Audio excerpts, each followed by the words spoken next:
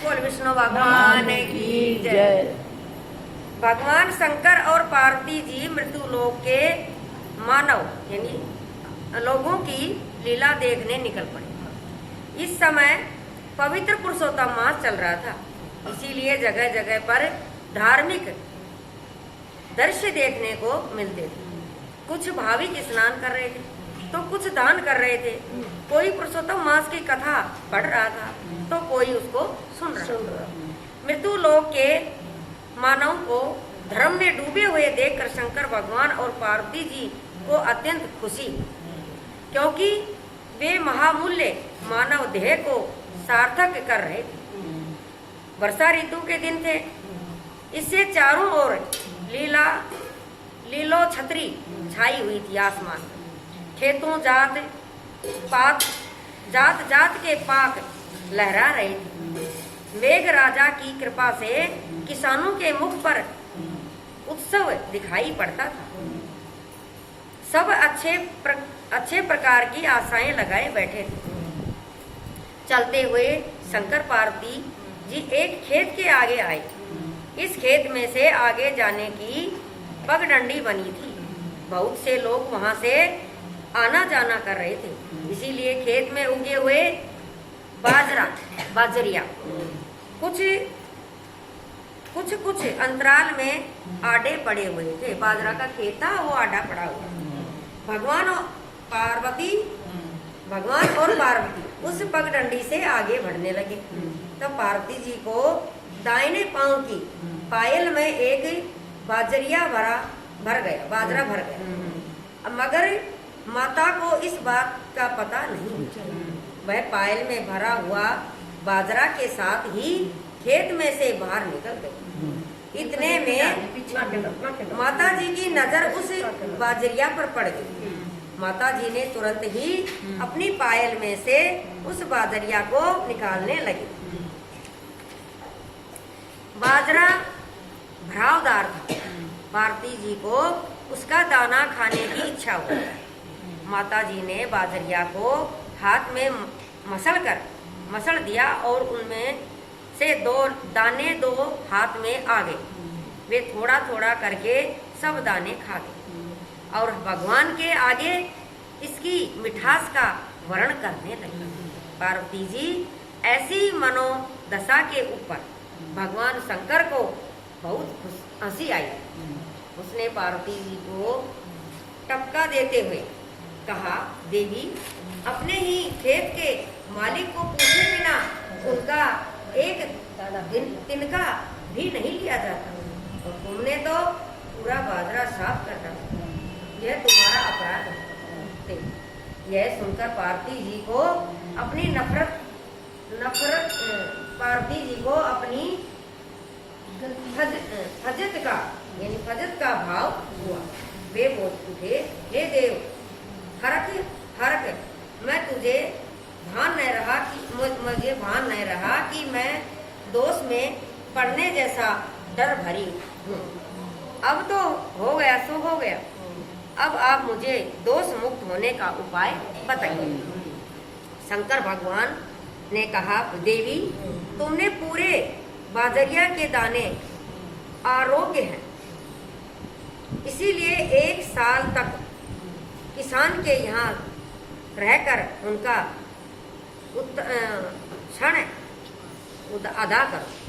कर्जा अदा कर, तभी कर्ज मुक्त हो सकोगी। इसीलिए तुम ब्राह्मणी का रूप बनकर किसान के यहाँ काम करने लगो और मैं अकेला ही कैलाश में जा रहा। पार्वती जी भगवान की आज्ञा का पालन करते हुए ब्राह्मणी का रूप धारण करके खेत में से थोड़ी ही दूर आई किसान की झोपड़ी में गई और भगवान कैलाश में पहुंच गए। पुरुषोत्तम मास चल रहा था, इसलिए किसान पति पत्नी मंदिर दर्शन करने के लिए गए। जब माता जी ब्राह्मणी का रूप लेकर किसान की झोपड़ी पर आई, तब किसान की लड़की बैल के गले में पहनाने के लिए कोड़ियों की माला बना रही। तभी किसान और उसकी पत्नी पुरुषोत्तम प्रभु का रटन करते हुए वहां पहुंच गए। ब्राह्मणी ने उनको जय श्री कृष्ण कहा। आंगन में आज प्रिय अतिथियों का आया हुआ देख दोनों हर्षित हुए।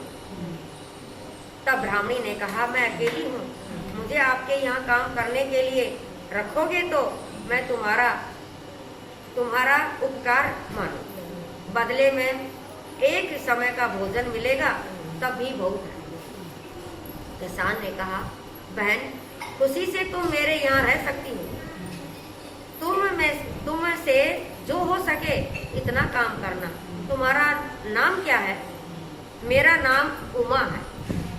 ब्राह्मणी बन के आई हुई पार्वती जी ने कहा, किसान के घर में साक्षात माता जी का आगमन हुआ है, अन्नपूर्णा माता। इसीलिए उनके पांव पड़ते ही किसान का भाग्य बदल गया, उसकी गरीबी दूर हो गई। इस साल खेत में पाक भी अच्छा आया और इसका दाम भी फसल हुई, पकाव अच्छा आया। हाँ, इसका दाम भी अच्छा आया। ऐसा भाव भी बढ़ गया, इसका भाव भी बढ़ गया। खेत के नजदीक में जो गांव था, उस गांव में भी माता जी के पांव का प्रभाव पड़ा था। चल का आई थी ना, गांव खुशी होने लगा। उमा बा कहकर किसान की पत्नी बुलाती थी और किसान उमा बहन कहकर बुलाता था। उसने उमा को धर्म की बहन मानी है। गांव वाले भी उसे उमा बा कह कर बुलाते थे। वैसे पुरुषोत्तम मास की पूर्णाहुति हुई और सुखी बना हुआ किसान ने ब्राह्मणों को लड्डू खिलाकर अच्छी दक्षिणा दी। उससे गांव में किसान की वाह बोलने लगे। गांव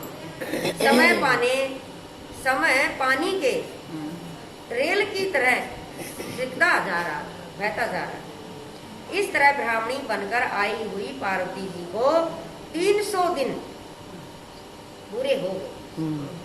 300 दिन पूरे हो गए, फिर भी अभी 65 दिन बाकी थे।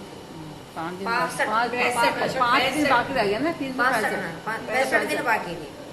इतने में गांव में भाविकों ने संग निकाल कर काशी जाने का तय किया। सारे गांव और मिलकर कहीं तीर्थ यात्रा पे चल। किसान और उनकी पत्नी ने सोचा कि भव का पाप धोने का यह अच्छा मौका है। इसीलिए संघ के साथ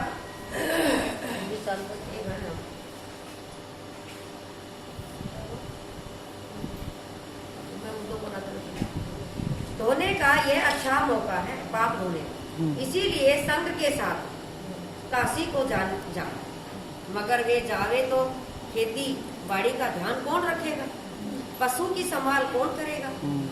उमा बा और छोटी लड़की से यह सब थोड़ा ही संभाला जा सकता है। इसीलिए जाने का विचार छोड़ दिया। इसी बात की उमा को खबर पड़ी।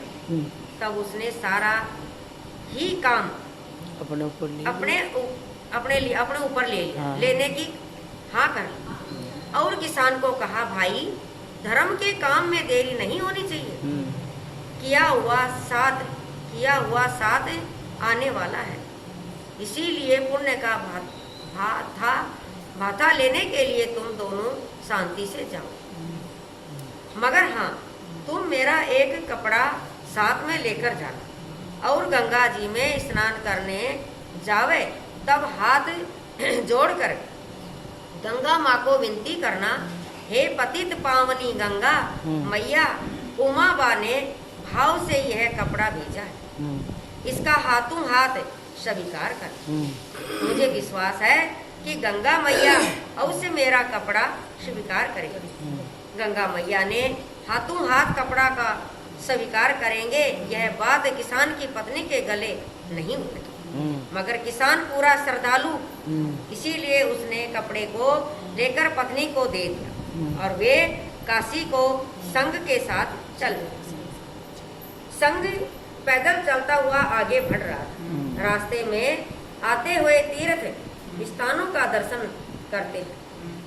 जब थकावट महसूस होती है तब आराम भी करते, भूख लगे तो खाना खाते और भजन कीर्तन करते हुए आगे बढ़ते जा रहे। सबके मुख पर उल्लास है, खुशी है, सबके पाँव में जोश है, इसीलिए वे समय से पहले काशी पहुंच गए। शाम के समय पहुंचे थे, इसीलिए एक धर्मशाला में कमरा लेकर रहा, इसमें मुकाम करके काशी विश्वनाथ के दर्शन करके आ गए। फिर खाना खाकर भजन करके वे सो गए। हवेली सुबह जब गंगा जी में स्नान करने के लिए मणिक के घाट पर गए। किसान और उसकी पत्नी भी साथ थे, मगर उमा ने दिया हुआ कपड़ा को वे धर्मशाला में ही भूल गए।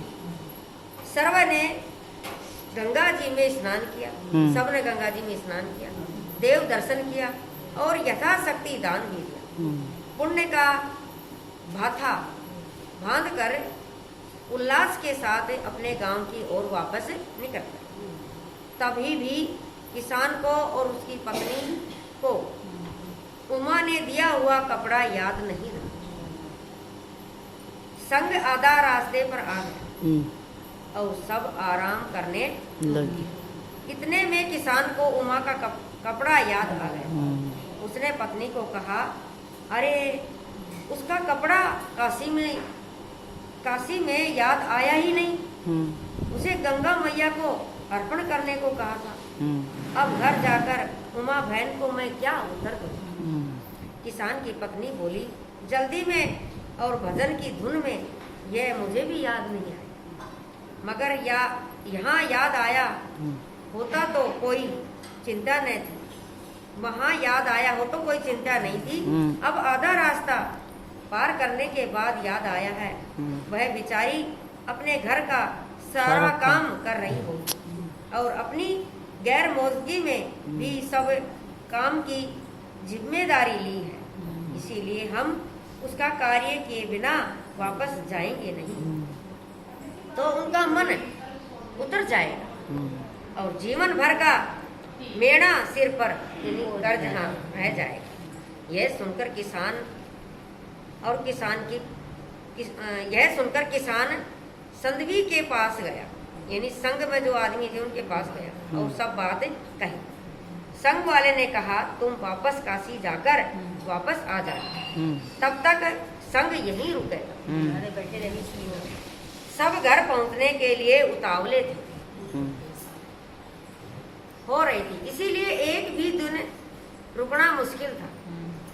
तुमको जाना होता तो जा सकते थे। किसान ने कहा, हम दोनों जाते हैं, तुम गांव की ओर जाना। इस तरह किसान और उसकी पत्नी काशी वापस जाने को तैयार हो गई। इस ओर संघवी ने संघ को गांव की ओर चलने को आदेश दे दिया, मगर बैल चले ही नहीं। मानस सब चलने लगे, मगर सामान भरी हुई बैलगाड़ी को बैल के बिना कौन खींचे? नंदेश्वर महाराज। संघवी मुझ मन में पड़ गया, यानी समझ में पड़ गया। अब क्या करें? आश्चर्य में पड़ गया था, आश्चर्य में पड़ गए। अब क्या करें? बैल की हालत खराब हो गई थी, जैसे ही सालों से बीमार। घास डाला गया मगर एक दिन का भी मुंह में नहीं लिया। बैलों को उठने की बहुत कोशिश की मगर व्यर्थ है। वारे उमा बहन, तुम्हारी लीला अपरंपार है। अंत में संघवी ने, जो संघ में थे ना, उन्होंने कहा, जब तक बैल सही नहीं हो जाए तब तक यहीं रुकना पड़ेगा। क्यों? वो इसलिए बैल तो बीमार हुआ ना, उसका भगत गया है गंगा जी में फिर वापस। इस तरह संघ को जंगल में रुकना पड़ा। समय बीतता गया। किसान और उसकी पत्नी भी काशी में पहुंच गए। धर्मशाला में आराम करके उमा का कपड़ा लेकर स्नान गंगा करने गए। दोनों पग थिए उतर कर कमर तक पानी में जाकर खड़े हो गए और उमा ने दिया हुआ कपड़े को हाथ में लेकर दिल पूर्वक प्रार्थना की और आंखें बंद करके खड़े हो। कुछ देर ध्यान धर के किसानों ने कहा, हे गंगा मैया, मेरी उमा बहन ने प्रेम से यह कपड़ा आपको भेजा। मांडी इसको हाथों हाथ स्वीकार कीजिए। उमा बहन ने भरतपूर्वक कहा कि हे गंगा मैया, हाथों हाथ कपड़ा लेंगे। मैया हमारा वचन रख लो और यह कपड़ा को स्वीकार करो। ऐसा कहकर किसान ने जब गंगा मैया कहकर हाथ का कपड़ा पानी में तरता हुआ रखा, मगर यह कैसा चमत्कार! इतने में पानी में हलचल मचने लगी और दो सुंदर हाथ पानी की सपाटी पर से बाहर निकले और कपड़ा तैरता हुआ वहां गए। यह देखकर किसान और उसकी पत्नी को बहुत आनंद हुआ और वे दोनों गंगा मैया की जय हो। इसके साथ ही उमा का कपड़ा लेकर दोनों हाथ पानी में वापस चले। आज किसान को उमा बहन के सत्य का परखा हो गया। दोनों देव दर्शन करके खाना खाके अपने गांव की ओर निकल तभी अपने संग को वहां से वापस काशी गए थे और संग को छोड़ा था वहीं पर उस जगह पर वो आ रुका हुआ है। वे दोनों तभी अपने संग को वापस काशी गए छोड़ के गए थे, वहीं जगह पर संग भी रुका हुआ। वाक़ देखा तो उसको आश्चर्य हुआ। वे दोनों आश्चर्य में पड़ गए। इतने दिनों तक संग रुका क्यों? क्या हुआ? उस दिन तो सब घर जाने को उतावले थे, इसीलिए पूछा नहीं। संगवी ने कहा, पटेल, जैसे ही तुम काशी जाने निकले तब से सब बैल बीमार हो गए। अब सामान से भरे हुए बैल गाड़ियां किस तरह ले जाएंगे? इसीलिए जब बैल सही हो जाएंगे तब ही ले जाएंगे। किसान और उसकी पत्नी एक बैल के पास गए और उसके शरीर पर हाथ फेरने लगे और थोड़ी ही देर में बैल अच्छे होने लगे। बैल सब खड़े हो गए। संगवी और संग वाले खुश हो गए। सब यह चमत्कार देखकर किसान दंपति को धन्यवाद देने लगे और थोड़ी ही देर में संग चल पड़ा। रास्ते में किसान ने उमा बहन के चमत्कारी बात को सबको सुनाई और काशी में गंगा मैया ने वह कपड़ा हाथों हाथ लिया था वह सब भी कह सुना। उमा बा का ऐसा सत्य जानकर लोगों तरह तरह की बातें करने लगे और बोला कि किसान के घर में साक्षात माता जी अन्नपूर्णा पधारी है। कोई कहे माता जी के पांव पड़ने के बाद गांव में खुशी हुई है, खुशियां आई है और संग लेकर काशी दर्शन करने का सुझाव दे रहे हैं। इस तरह उनकी बातों में ही रह गए। रास्ता कटता जा रहा था, उमंग था, यात्रा करके जाने का उल्लास था और चमत्कार देखने के बाद आनंद और भी बढ़ गया था। आखिर में संग गांव के गोदरे सुख रूप पहुंच गए। गांव वाले संग का स्वागत करने के लिए उमाबा को साथ में लेकर आए। उमाबा ने फूलों से संग का स्वागत किया और सबने आधे घंटे तक भगवान के नाम की धुन मचाई। फिर गांव में प्रवेश किया। किसान आग्रह करके पूरे संग को अपने घर ही ले गए और रसोई बनाकर सबको भोजन करा। भोजन करने के बाद सभी उमाबा को प्रणाम करके अपने अपने घर चले। पूरे गांव में आनंद ही आनंद छा गया। सती के जो पांव पड़े थे किसान के घर में और गांव में, वह जानकर भाविक स्त्रियां पुरुषों के किसान के घर के आगे जमा होने लगे। उमाबा का दर्शन करके आशीर्वाद लेकर वापस जाने लगे। उमा ब्रह्मणी के रूप में साक्षात पार्वती जी पधारी थी, इसीलिए ही किसान का घर तीर्थ समान बन गया। पार्वती जी को ब्रह्माणी के रूप में किसान के यहाँ 365 दिनों पूरा करने का था। उनमें 360 दिनों पूरे हो गए, 360 दिन पूरे हो गए। तब पार्वती जी किसान के घर में केवल 5 दिनों तक ही रुकने वाली थी। अब किसान को इस बात का मालूम ही नहीं था। बात भी सही थी, भगवान की लीला तो अपरंपार है, उसे कौन जा सकता है। किसान नित्य सुबह में जल्दी उठकर खेतों में चला जाता और उसकी पत्नी दोपहर का भाथा लेकर खाना लेकर खेत में पहुंच जाती। मगर एक दिन उमा ने किसान को बता देने जाने का तय किया। वो दिन पार्वती जी का 365वां दिन था। भगवान शंकर ने उनको की हुई सजा के बदले में उन्होंने 1 साल तक किसान के घर में काम किया। आज 6वां दिन लास्ट दिन था, इसीलिए पार्वती जी को शंकर भगवान के पास अपने स्थान को जाना है। इसीलिए किसान को भाथा देने का बहाना लेकर निकल पड़ी।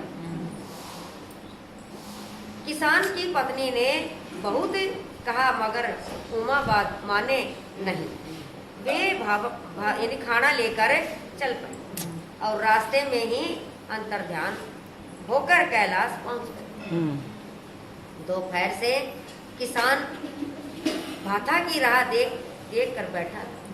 किसान के लिए माता लेकर गई थी कि मैं जाती हूँ खाना देकर आती हूँ, लेकिन वो इस बहाने निकलना चाहती थी उसके घर से। रास्ते में अंतर्ध्यान होगी, उधर किसान भूखा बैठा है, वो कह रहा है कि आज भूखा हूँ, आज तो खाना आया ही नहीं। मगर बहुत देर हो गई, अभी तक खाना नहीं आया। इसीलिए किसान घर गया और पत्नी को कहने लगा आज खाना देने कोई आया नहीं। वो उमा बहन क्यों कहाँ चली गई, दिखाई नहीं देती। ये सुनते ही किसान की पत्नी घबरा उठी। वह बोली, अरे उमा बहन आपके लिए भोजन लेकर खेत में गई थी। उनको जाते हुए बहुत समय भी हो गया, बहुत देर से गई है। क्या अभी तक खेत में वो नहीं पहुंची है? हाँ, नित्य तो तुम आती थी, आज उमा बहन को क्यों भेजा? उसकी पत्नी बोली, आज उमा बहन ने जिद की थी, इसीलिए उनका भात देने के लिए भेजा। इसीलिए उनको भात देने के लिए भेजा। तो फिर वे गई तो कहाँ गई? क्या रास्ता कहीं भूल तो ना गई? दोनों पति पत्नी उमा बा को ढूंढने के लिए पूरा गांव, खेत, घर, गलियारा कहीं भी नहीं मिली, सब जगह ढूंढ। दोनों हार थक कर घर वापस आए और भूखे प्यासे बैठे रहे। शाम को पत्नी ने कहा, आज तुम पूरा दिन से भूखे हो तो थोड़ा सा खा लो। किसान ने कहा, कभी नहीं, आज उमा बा खुद मुझे भात खिलाने आए, इसीलिए वे खुद मुझे खिलाएगी तभी मैं खाऊंगा, तब तक मैं अन्न का जल का त्याग करता हूँ। पत्नी ने भी पति के साथ अन्न जल का त्याग कर दिया। दूसरे दिन भी उनके उपवास चालू थे, और दोनों ने संकल्प किया था कि जब तक उमा बा आकर खिलाएगी नहीं तब तक हम खाना नहीं खाएंगे। इस तरह 6 दिन बीत गए। कैलाश पर पार्वती जी को यह बात की खबर मिली, तब वे भगवान की आज्ञा लेकर ब्राह्मणी उमा के रूप में किसान के घर आंगन में आकर खड़ी हो। अचानक उमा बा को आया हुआ देखकर किसान और उसकी पत्नी बड़ा खुशी हुए और उनके पांव में नमन करने के लिए दौड़ पड़े। तभी उमा ने स्वरूप को बदलकर अपनी असली स्वरूप में आ गई और दोनों को आशीर्वाद देने के लिए हाथ बढ़ा के खड़े किए। उनके आसपास प्रकाश का मुख्य रोशनी बहुत फैल रही। किसान और उसकी पत्नी की आंखों अचंबा कर गई, ऐसे कैसे अचानक अजा की अजा रह गई। ऐसा जल हला स्वरूप था, ये ना सुंदर रूप था। दोनों हाथ में, दोनों साथ में देख सकते नहीं थे। उनकी समझ में कुछ भी नहीं आ रहा था कि यह सब क्या हो रहा है। इससे हाथ जोड़कर वो चुपचाप माता को खड़े खड़े देखते थे। पार्वती जी ने दोनों को आशीर्वाद देकर कहा, अब तुम कभी भी उमा बा को देख नहीं सकोगे, इसीलिए उपवास छोड़ो। तुम्हारा क्षण अदा करने के लिए ऋण अदा करने के लिए मुझे कैलाश पर से तुम्हारे यहाँ आना पड़ा, और मैं ब्राह्मणी उमा बा के रूप में 1 वर्ष तक तुम्हारे यहाँ रुकी। तुमने मेरी बहुत सेवा की और तुम दोनों पुरुषोत्तम मास का व्रत करते हो, इसीलिए तुम्हारा भला करने के लिए तुम्हारे घर में मेरे पांव पड़े, और तुम खुश रहो, गांव भी खुशी रहे। तुम्हारी भक्ति को देखते हुए मुझे फिर से आपके यहाँ आना पड़ा, और तुमको मेरे दर्शन का लाभ भी मिला।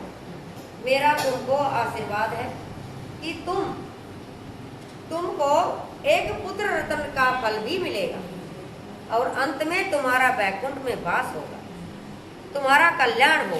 इतना कहकर पार्वती जी अंतर्ध्यान हो गई। यह सुनकर दोनों हर्षित हो उठे। पार्वती जी उमा बा के स्वरूप में रहते थे, उसका पता आज ही चला है। उनको पति पत्नी को आज ही पता चला कि पार्वती जी हमारे घर में रह रही। दोनों अपने आप को सदगामी मानने लगे, क्योंकि खुद पार्वती जी दर्शन देने के लिए उनके घर पधारी। शुद्ध हृदय की भक्ति का यही है फल। शुद्ध हृदय की भक्ति का यह फल था। पुरुषोत्तम भगवान के व्रत का यह फल था। पुरुषोत्तम मास में किया हुआ स्नान दान का यह फल था। पुरुषोत्तम मास में करा हुआ पुण्य दान का यह फल था। किसान और उसकी पत्नी ने उपवास छोड़ दिए, और दिन प्रतिदिन उनकी चढ़ती हुई समय को जाते हुए किसान की पत्नी ने एक सुंदर से बेटे को जन्म दिया, और वे सुख से पसार करने लगे, दिन व्यतीत करने लगे। सारे डगर हो तो सब बने श्रीकार, सारे डगर हो तो सब बने श्रीकार। संतति और संपत्ति मिले, सुख का भी हो निर्वाह। हे पुरुषोत्तम भगवान, तुम जैसे किसान दंपति को फले फूले पुत्र पौत्र दिए, इसी प्रकार श्रद्धा पूर्वक तुम्हारी भक्ति करने वाले, व्रत करने वाले, सुनने वाले और पढ़ने वाले को अवश्य प्रदान करना। बोले विष्णु भगवान की जय, पुरुषोत्तम भगवान की जय।